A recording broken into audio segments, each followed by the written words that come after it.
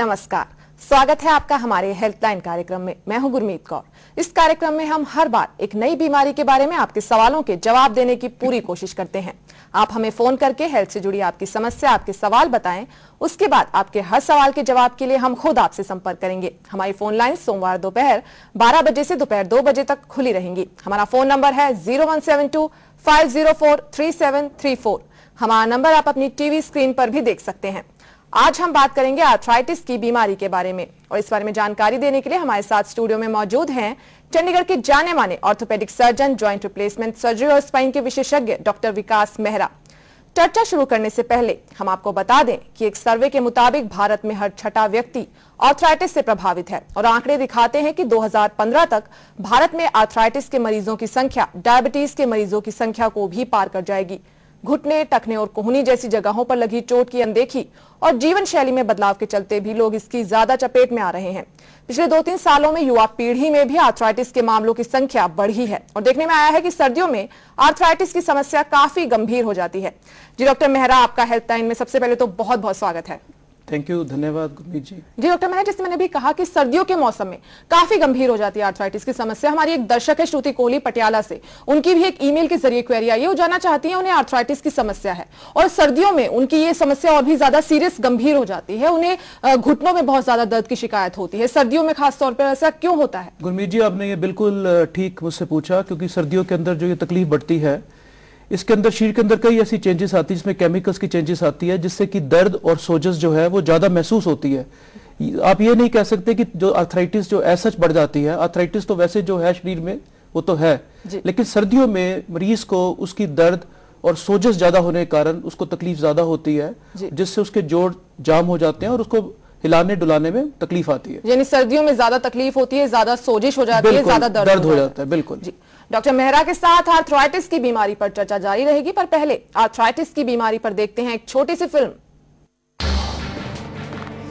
Modern lifestyle और काम के लिए दिन रात एक जैसे, ऐसे में इंसान जिस बीमारी की चपेट में तेजी से आया है वो है आर्थराइटिस। आर्थराइटिस की बीमारी धीरे धीरे शरीर के बड़े जोड़ों से छोटे छोटे जोड़ों को अपनी गिरफ्त में ले सकती है। आमतौर पर आर्थराइटिस की समस्या 40 से ऊपर की उम्र में शुरू होती है, लेकिन लाइफस्टाइल और खान-पान में आए बदलाव से 25 की उम्र में ही इसका असर शुरू होने लगा है। वैसे तो आर्थराइटिस कई तरह के होते हैं, पर 3 तरह के आर्थराइटिस खास हैं। पहला है रूमेटॉइड आर्थराइटिस, जिसमें सारे शरीर की सेल्स यानी कोशिकाओं में दर्द महसूस होता है। ये एक क्रोनिक बीमारी है जो तब होती है जब हमारा अपना इम्यून सिस्टम न केवल हमारे जोड़ों बल्कि शरीर के बाकी कई हिस्सों पर भी हमला करता है। रूमेटॉइड आर्थराइटिस उंगलियों, कलाइयों, घुटनों और कोहनियों के जोड़ों को प्रभावित करता है। दूसरा है ऑस्टियो आर्थराइटिस, जो बढ़ती उम्र से संबंधित है। आमतौर पर इसका असर हाथों की उंगलियों के पोरों या अंगूठों के जोड़ों पर देखा गया है। ज्यादातर लोगों में ऑस्टियो आर्थराइटिस की वजह मोटापा होता है, खासतौर से घुटनों पर होने वाले असर के लिए। मोटी महिलाओं के घुटने आर्थराइटिस की चपेट में आने के सबसे ज्यादा खतरे के दायरे में आते हैं। महिलाओं में शरीर का ज्यादातर एक्स्ट्रा फैट हिप में इकट्ठा हो जाता है, जिससे हिप और घुटनों के बीच एंगल डेवलप हो जाता है और घुटनों पर जरूरत से ज्यादा भार पड़ने लगता है। तीसरा है गाउट आर्थराइटिस, जिसमें हाथ पैरों में सूजन आ जाती है और बेहद दर्द होता है। इसमें जोड़ों का अंदरूनी भाग ठीक ढंग से काम करना बंद कर देता है। गाउट सबसे पहले पंजों से शुरू होता है। ये 75% मामलों में जेनेटिक यानी आनुवांशिक होता है। गाउट आर्थराइटिस पुरुषों में ज्यादा पाया जाता है। आर्थराइटिस का सबसे ज्यादा असर वजन झेलने वाले अंग, घुटने, हिप और स्पाइन पर पड़ता है। आर्थराइटिस का असर पुरुषों के मुकाबले महिलाओं में 3 गुना है। मौसमी बदलावों से आर्थराइटिस का दर्द बढ़ता है, और सर्द मौसम में मरीज को सबसे ज्यादा दिक्कत होती है। ऐसे में न सिर्फ अच्छे खान पान और रेगुलर एक्सरसाइज पर ध्यान देने की जरूरत है, बल्कि हर उम्र के लोगों को इसके बारे में अलर्ट होना चाहिए। तो हमने देखा कि किस तरह लोगों की बदलती जीवन शैली, या यूं कहें कि उनका बिगड़ता लाइफस्टाइल भारत में आर्थराइटिस के बढ़ते मामलों का एक अहम कारण बनता जा रहा है।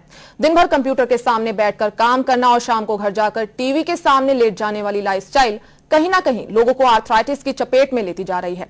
जी डॉक्टर मेहरा, सबसे पहले जानना चाहेंगे क्या कारण होता है आर्थराइटिस होने का? ये गुरमीत जी, आर्थराइटिस जो है इसके कई कारण होते हैं, पर जो आमतौर पे देखा जाता है जो जनता के अंदर वो है ऑस्टियो आर्थराइटिस, जो कि आमतौर पे उम्र के साथ होता है। दूसरा रूमेटॉइड आर्थराइटिस, जो शरीर के इम्यून सिस्टम की चेंजेस के कारण होता है। और तीसरा जो गाउट, जी। ये आमतौर पे सबसे ज्यादा आर्थराइटिस के जो मरीज हैं इन 3 बीमारियों के अंदर आते हैं। जी, इनमें से कौन सा वाला किस्म है जो सबसे ज्यादा नुकसान पहुंचाती है हमारे शरीर को? देखो, आर्थराइटिस तो किसी प्रकार का भी हो वो नुकसान पहुंचाता है शरीर को, लेकिन सबसे ज्यादा जो है वो ऑस्टियोआर्थराइटिस और रूमेटॉइड आर्थराइटिस नुकसान पहुंचाता है। किस तरह मतलब? क्योंकि ये जोड़ों को बिल्कुल खराब कर देता है, डैमेज कर देता है, मरीज का चलना फिरना मुश्किल हो जाता है।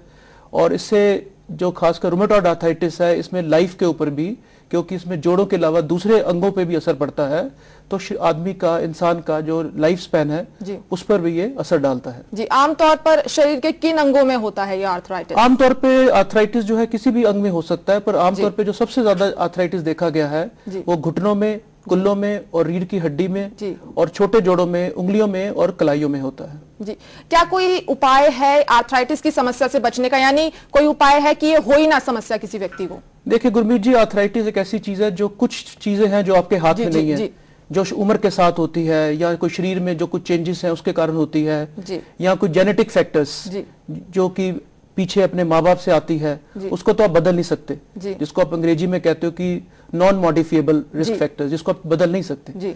दूसरे होते हैं जिनको आप बदल सकते हैं, जिस तरह की आपका दिन रोज का जो लाइफस्टाइल है, किस तरह आप उठते हैं, किस तरह बैठते हैं, कितना दौड़ते हैं, कितना चलते हैं, या जो शरीर का वजन है, इन जो फैक्टर्स को आप बदल सकते हैं, तो इससे आप आर्थराइटिस को रोक तो नहीं सकते पर आर्थराइटिस को कंट्रोल कर सकते हैं। जी, आर्थराइटिस की बीमारी से जुड़ा सवाल लिए जुड़ रही है हमारी पहली कॉलर रंजना माथुर, जो कि है भिवानी से। जी रंजना, आपका हेल्पलाइन में बहुत बहुत स्वागत है। क्या है आपका सवाल?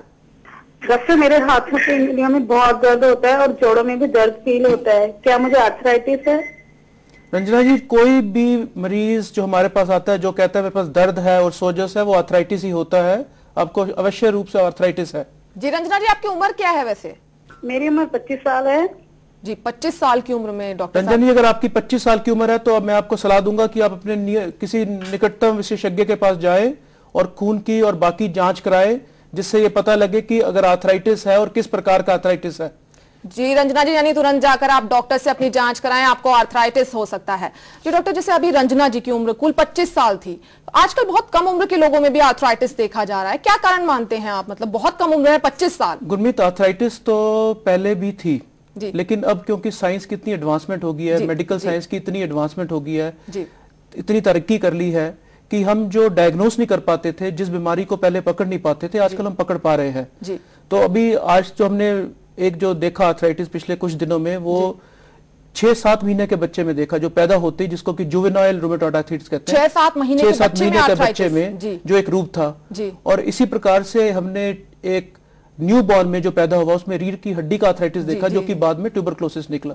तो आजकल ये जो एडवांसमेंट हुई है मेडिकल साइंस में, इससे हम बीमारी को जल्दी पकड़ पाते हैं। जी, कहीं ना कहीं आपको लगता है कि बदलती जीवन शैली या बदलती खान पान की आदतें कहीं ना कहीं जिम्मेदार हैं आर्थराइटिस? बिल्कुल जिम्मेदार होंगी। जैसे जैसे रिसर्च चल रही है, हो सकता है अगले 10-15 साल में इसका भी एक कारण निकल जाए कि जो वातावरण में कुछ कीटाणु देख रहे हैं, या खान पान में कुछ ऐसे कीटाणु, कुछ केमिकल्स हैं जो कि आर्थराइटिस को शरीर में जल्दी ले आते हैं या उसको खराब करते हैं। तो ये कुछ नहीं कह सकते कि जैसे मेडिकल साइंस कर रही है, हो सकता है हमें पता लग जाए आगे सालों में। यानी कुल मिलाकर आप ये मानते हैं कि जागरूकता भी बढ़ी है आर्थराइटिस? बिल्कुल ठीक कहा जी।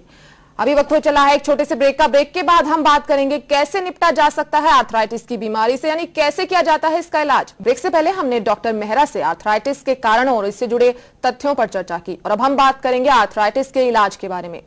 जी डॉक्टर मेहरा, इलाज से पहले हम एक चीज जानना चाहेंगे, आमतौर पर महिलाओं में ज्यादा दिखी जाती है आर्थराइटिस की बीमारी पुरुषों के मुकाबले, क्या कारण मानते हैं? ये बिल्कुल ठीक बताया, क्योंकि जो औरतों के अंदर जो हार्मोन्स होते हैं, उन हार्मोन्स के जो कारण शरीर के अंदर कुछ ऐसी चेंजेस आती हैं जिसमें कि औरतों में आर्थराइटिस जो है ज्यादा और ज्यादा विकसित रूप से नजर आती है।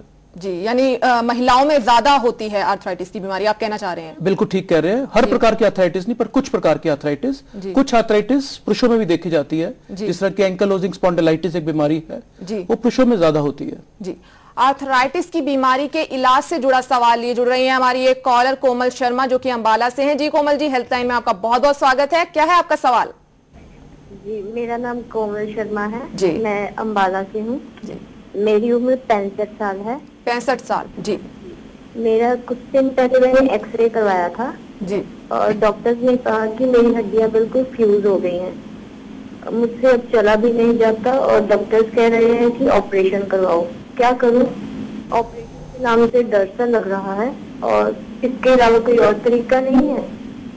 जी, यानी इन्हें ऑपरेशन से डर लग रहा है। क्या कोई और तरीका है ऑपरेशन के बजाय जिससे इनका इलाज किया जा सके, इनकी समस्या समाधान किया जा सके? कोमल शर्मा जी, आपकी बात से मुझको ऐसा लग रहा है कि आपकी जो ये एंड स्टेज आर्थराइटिस है, एंड स्टेज आर्थराइटिस का मतलब ये होता है कि जब आप अपनी दिनचर्या की एक्टिविटीज नहीं कर पा रहे, आप बाथरूम जाने में आपको मुश्किल हो रही है, कपड़े डालने में मुश्किल हो रही है, इस स्थिति के अंदर जो फ्यूज कहते हैं जोड़ हो गए हैं, इसका मतलब बिल्कुल आपकी जो जोड़ है खत्म हो चुके हैं। इस स्थिति में आपको ऑपरेशन कराना ही ठीक रहेगा। जी, यानी कोमल जी, आपको ऑपरेशन जरूर करा लेना चाहिए, अपने मन से डर को निकाल दें। उम्मीद करते हैं आपको अपने सवाल का सही सही जवाब मिल गया होगा। जी डॉक्टर साहब, ऑपरेशन की बात की हमने, कब कराना चाहिए, मतलब कब नौबत आती है ऑपरेशन कराने की? गुरमीत जी, जिस तरह मैंने बताया कोमल जी को भी कि जो एक एंड स्टेज आर्थराइटिस एक ऐसी आर्थराइटिस का मतलब होता है कि जिस समय पुरुष अपना दिनचर्या ना कर सके, कपड़े ना डाल सके, बाथरूम ना जा सके और उसको लगे कि अब मेरी जिंदगी खत्म हो चुकी है और इससे वो आगे मैं नहीं जीना चाहता, इस तरह की उसको फीलिंग आनी शुरू हो जाए, तो वो स्थिति में आपको यानी बहुत बुरी हालत, तभी उसको एंड स्टेज कहते हैं, लास्ट स्टेज। लास्ट स्टेज जिंदगी की नहीं, जोड़ों की एंड स्टेज। जी, कितना खर्च आता है इस ऑपरेशन में? जिस हम ऑपरेशन की बात कर रहे हैं, अगर घुटने बदलने की जो आर्थराइटिस जो चलने में मुश्किल होती है, ये हम मानते हैं कि यहाँ घुटने की है या कुल्लों की है। अगर हम घुटनों की बात करें तो एक घुटने में 1.5 लाख के करीब खर्चा आता है। और इसी प्रकार से अगर हम कुल्लों की बात करें, जो बढ़िया जोड़ आते हैं, जो कि विदेशी जोड़ होते हैं, उनके अंदर भी 1 लाख से 1.25 लाख के बीच खर्चा आता है। यानी 1 लाख से 1.25 लाख के बीच खर्चा जरूर आता है। एक जोड़ का खर्चा। जी, कुछ कॉम्प्लिकेशंस भी होते हैं इस ऑपरेशन के, यानी ऑपरेशन के बाद कुछ और समस्याएं उभर कर आ सकती हैं? जी, वो तो किसी भी ऑपरेशन में, अगर आप आंख का भी कराएं, नाक का भी कराएं, किसी भी ऑपरेशन में ये समस्या आ सकती है। पर अगर ठीक कामयाब सक्सेस